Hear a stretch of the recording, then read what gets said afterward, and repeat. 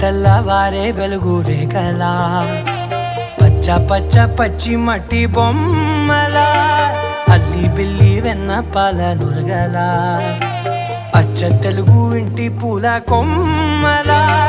దేవదేవుడే పంపగా ఇలా దేవతే మా ఇంట అడుగే పెట్టెనంట బ్రహ్మ కళ్ళలో కాంతులే